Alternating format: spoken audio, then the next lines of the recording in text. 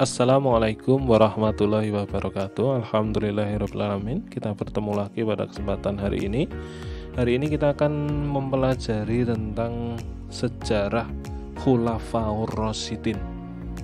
Tapi sebelumnya mari kita awali dulu dengan membaca bacaan basmalah bersama-sama. Bismillahirrahmanirrahim. Selanjutnya jangan lupa subscribe channel ini, nyalakan notifikasinya, jangan lupa di like. Simak terus videonya. Khulafaur Rasyidin. Ketika mendengar kata Khulafaur Rasyidin, apa yang sudah kita ketahui? Khalifah artinya adalah pengganti. Rasyidin artinya mendapat petunjuk. Khulafaur Rasyidin artinya adalah pemimpin umat Islam, pengganti Nabi Muhammad SAW yang telah mendapat petunjuk dari Allah Subhanahu wa taala untuk meneruskan perjuangan Islam. Bagaimana awal mula kepemimpinan dari Khulafaur Rasyidin? Hal ini diawali ketika Nabi Muhammad SAW sakit selama 4 hari dan tidak bisa memimpin sholat. Kemudian beliau wafat pada usia 63 tahun. Setelah Nabi Muhammad SAW wafat, kaum Muhajirin dan Ansor berselisih tentang siapa yang memimpin umat Islam. Kaum Muhajirin mengajukan Abu Bakar sebagai pemimpin, sementara Ansor mengajukan Sa'ad bin Ubadah. Abu Bakar kemudian dipilih oleh Umar bin Khattab dan didukung oleh semua kaum. Maka dimulailah kepemimpinan Khulafaur Rasyidin. Mari kita pelajari biografi dari Khulafaur Rasyidin. Yang pertama adalah Abu Bakar As-Siddiq. Abu Bakar dipilih menjadi khalifah oleh umat. Beliau dijuluki As-Siddiq karena membenarkan dan mengimani peristiwa Isra Mi'raj. Beliau memimpin selama 2 tahun. Nama asli Abu Bakar adalah Abdullah bin Utsman bin Amr bin Ka'ab bin Sa'ad bin Ta'im bin Murrah bin Ka'ab bin Lu'ay bin Ghalib bin Fihr al-Quraisy at-Taimi. Nasab beliau bertemu dengan Rasulullah SAW pada kakeknya, yaitu Murrah bin Ka'ab bin Lu'ay. Ibunda beliau yaitu Ummu Khair atau Salma binti Sakhr bin Amir bin Ka'ab bin Sa'ad bin Ta'im. Sedangkan ayah beliau diberi julukan Abu Quhafah.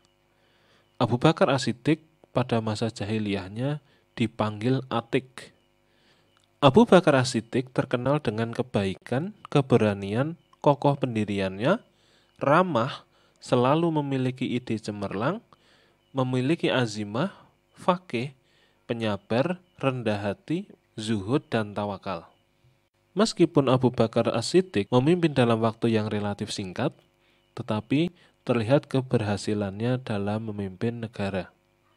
Abu Bakar As-Siddiq meninggal pada usia 63 tahun pada hari Senin 23 Agustus 634 Masehi setelah sakit kurang lebih 15 hari terbaring di tempat tidurnya.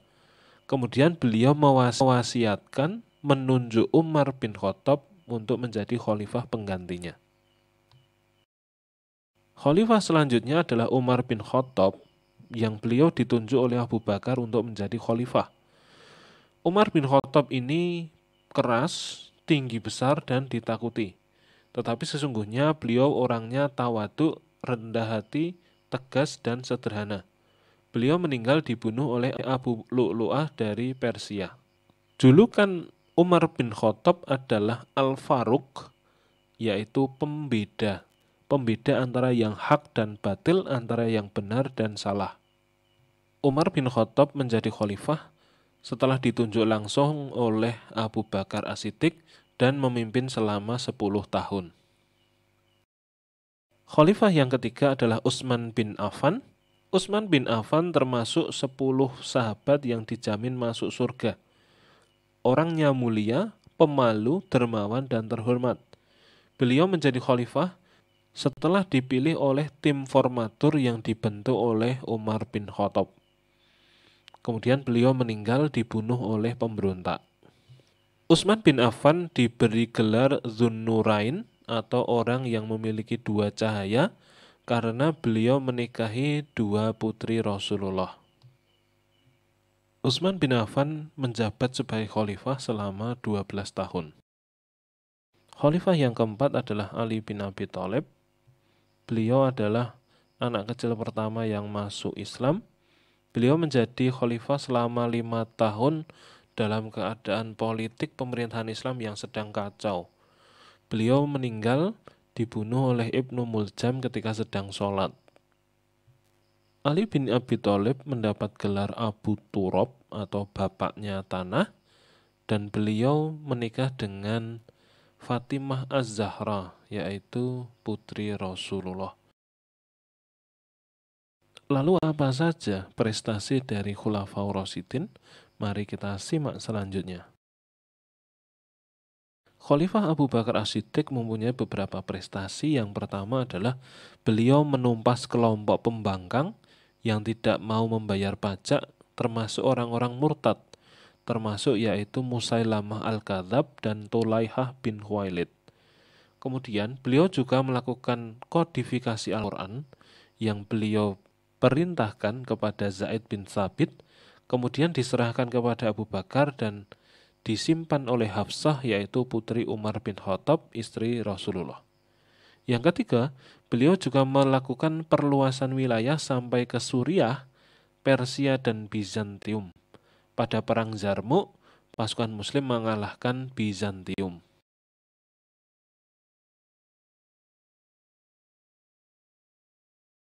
Pada masa Khalifah Umar bin Khattab, perluasan wilayah dakwah Islam sampai ke Suriah, Persia, dan Mesir.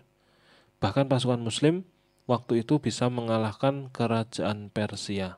Kemudian Khalifah Umar bin Khattab juga mengatur administrasi dan keuangan pemerintah dengan membentuk Baitul Mal yang mengatur keuangan negara dan Dewan Perang yang mencatat administrasi ketentaraan.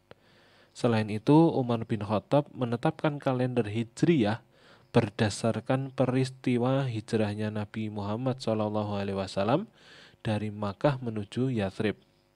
Khalifah Umar bin Khattab juga menetapkan anggota pemilihan khalifah yang terdiri dari 6 orang sahabat yang terpilih yang disebut tim formatur. Pada masa Khalifah Utsman bin Affan, dilakukan kodifikasi Mushaf Al-Quran atas saran dari Huzaifah ibnu Yaman. Kemudian beliau juga melakukan renovasi Masjid Nabawi dengan memperluas dan membangun bentuk yang lebih indah coraknya. Utsman bin Affan juga melakukan pembentukan angkatan laut karena waktu itu kekuasaan Muslim sangat luas, melindungi wilayah Afrika, Siprus hingga Konstantinopel, dan termasuk adalah melakukan perluasan wilayah dakwah ke Khurasan, Armenia, Tunisia, Rai, Azerbaijan, Amuriah, dan Siprus. Khulafaur Rasyidin yang terakhir yaitu Khalifah Ali bin Abi Thalib melakukan beberapa pengaturan dalam pemerintahan. Yang pertama adalah mengganti pejabat yang kurang cakap. Kemudian membenahi keuangan negara atau Baitul Mal, memajukan ilmu nahwu dengan menunjuk Abu Aswad Ad-Du'ali, dan yang terakhir adalah membangun kota Kufah menjadi pusat ilmu tafsir, hadis, ilmu nahwu, dan ilmu yang lain. Demikian tadi beberapa hal pembahasan kita tentang Khulafaur Rasyidin, mulai dari pengertiannya, biografinya, sampai kepada prestasinya. Terima kasih. Banyak salahnya mohon maaf. Mari kita akhiri. Alhamdulillahirrabbilalamin. Wassalamualaikum warahmatullahi wabarakatuh.